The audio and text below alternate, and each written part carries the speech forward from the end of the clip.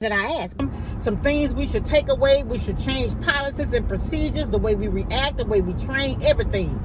And so I'm coming from a place of love for the people that was involved with this. They would probably just didn't know what to do. They were like stuck. You know what I'm saying? And then we can say what we would do, but how do we actually know if we've never been in the situation?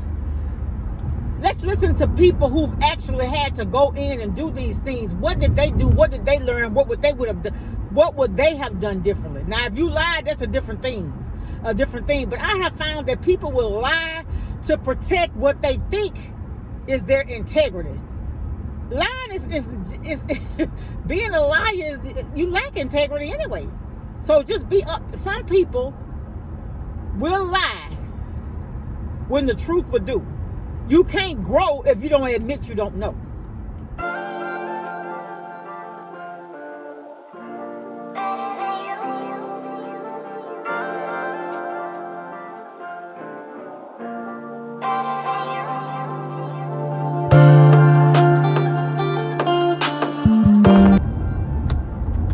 Hey y'all, happy Wednesday. It is hump day. It's hump day. It's hump day. I will learn how to sing one day. Hey y'all, how y'all doing?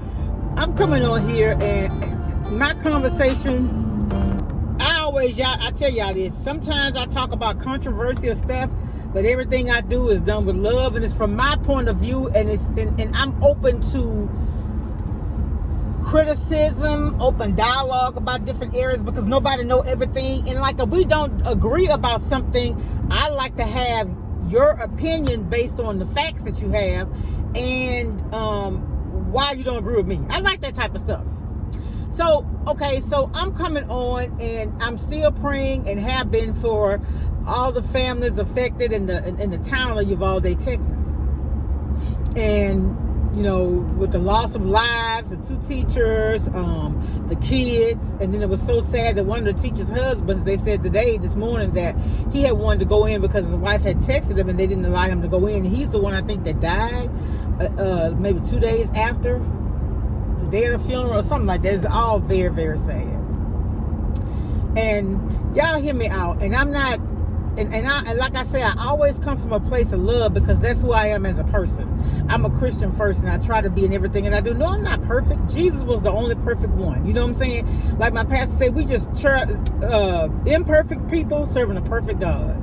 And, you know, I just realized in life, I told y'all I'm 56, I'll be 57 in August, but I just realized in life that, man, your life could be so much peace, so peaceful, if you just choose peace and love in everything that you do.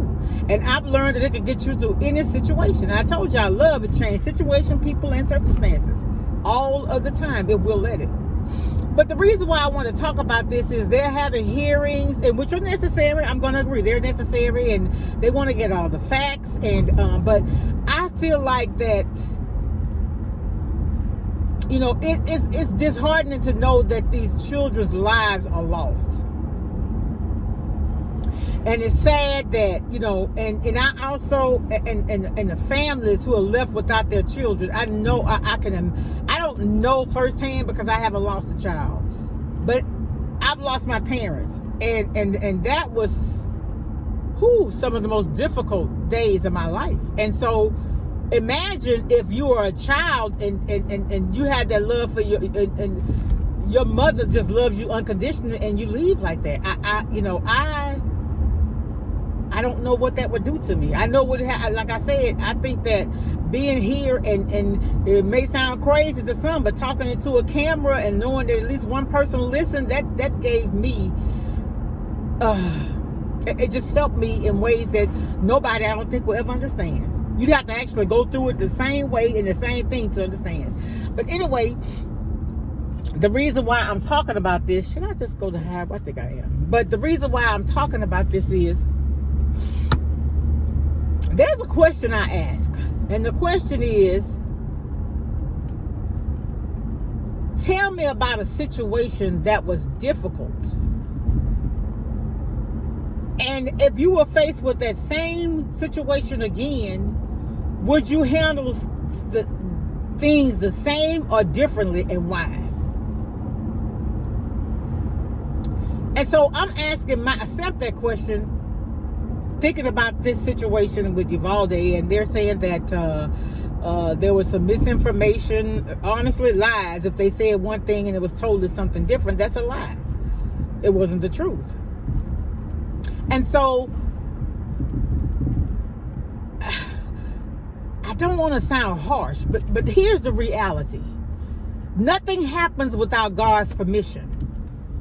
And you know, in life, we all are destined to die, and we don't know the day, we don't know the hour, we don't know the circumstances. But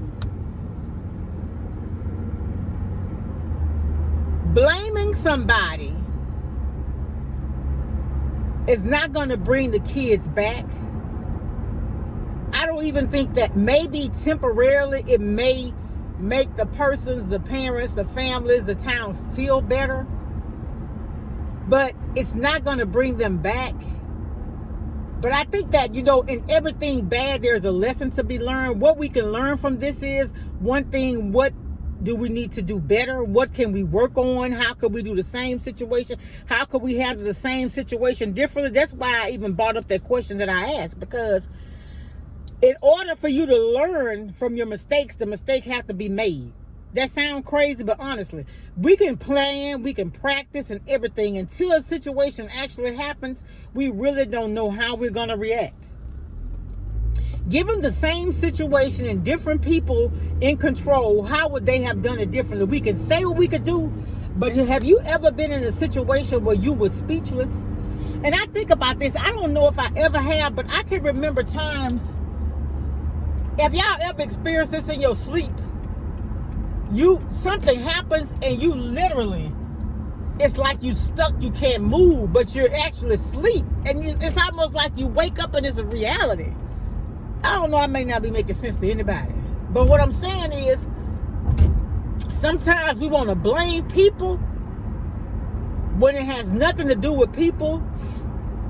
It's just something that's going to happen, and it's just something we should learn from, some things we should take away. We should change policies and procedures, the way we react, the way we train, everything.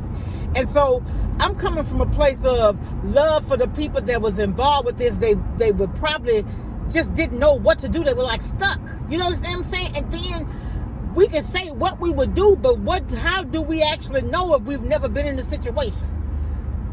Let's listen to people who've actually had to go in and do these things. What did they do? What did they learn? What would they have done differently? Now, if you lied, that's a different thing. But I have found that people will lie to protect what they think is their integrity. Lying is being a liar. You lack integrity anyway. So just be up. Some people will lie when the truth will do. You can't grow if you don't admit you don't know. You understand? So I don't get that, but I've witnessed people do it. They'll lie so much that they'll believe it's the truth. It is not. Is this space open? But all I'm saying is, be open to hear these people explanation for why they did the things they did. Now, if you lie, see, this is the thing. Once you start lying, all bets off. All bets are off once you lie. So, like they said, one man said, this place closed due to the temp. We are closed. Wow. That store must not have air and they closed. And I wanted to go there. I'm going to my dentist. I'm scheduled to see him on this is his last day after 40-something years. And I wanted to take him a card, but the Dollar General is closed. They don't have air. But I understand it is too high for those people to be working in those buildings. Let me tell you something. If you lose money treating people right, God got something better for you. That's why I understand. People are so money hungry. They don't care about people. They don't care about other people's circumstances. You can't live like that. You just can't. I've gone in that place. It was nice. That Dollar General is nice and clean, but it be so hot in there. So hot. I don't know why they haven't gotten the air fixed, because I hadn't been there in about 2 months and the air's still not fixed. But I'm going to go ahead and go to the dentist. I'll just send him back a card. I wanted to get him a week of Joe. I wanted to get him a Starbucks coupon with enough to get him a small coffee for a week. for 5 days. So it would be like his work week. It don't cost you anything to be kind. It just really doesn't. You know, I used to have the mentality, she ain't did nothing for me. I don't think like that anymore. I don't think like that anymore. You keep living, baby. You go through life and you go through situations and stuff. The God will humble you. I'm telling you. Yes, he will. Yes, he will.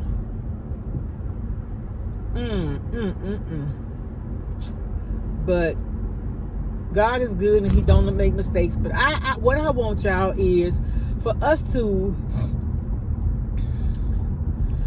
not be so ready to criticize and punish and everything, and realize that sometimes people do things out of fear and just not knowing. And you know, sometimes it takes for situations like that for people to understand they're in the wrong field. You understand things that you may go through that just are so devastating or just so disheartening that you just can't work in that field anymore. Things like that happen. We don't know. But my thing is, in everything that you go through, there's a lesson to be learned. So sit down. Yeah, we're going to find out what was wrong, who made the mistake. Let them learn from that. Let them learn. I'm not going to ever get here and tell you, no. Yeah, people have to learn. People have to be taught. You know, that's how we grow. That's how we grow. That's how we grow. There's people here at the dentist too. This is the last day. His last day. And he was so nice to me. I remember I had some work to be done. And he told me, he said, look, he said, he said, since I'm already doing it, I'm gonna go ahead and do the other side and I'm not gonna charge it. And I mean, the one side he was doing was probably like $1,000 out of my pocket. And he did that for me for free. And let me tell you something. I don't take anything for granted that anybody do for me, and you shouldn't either. Because sometimes I think the Lord be testing you to see what kind of heart you have. Because people look at the outside. You could be pretty. You could be 36, 24. You could be Halle Berry pretty, but have a nasty attitude. People see the prettiness, and some gonna get discernment from God to see the ugly in you too. But that ugliness coming from the heart. But anyway, y'all, I'll be back. Y'all have a good day. My hair ain't doing what I wanted to do, but it's all right. It's clean. I'll talk to y'all later. Bye.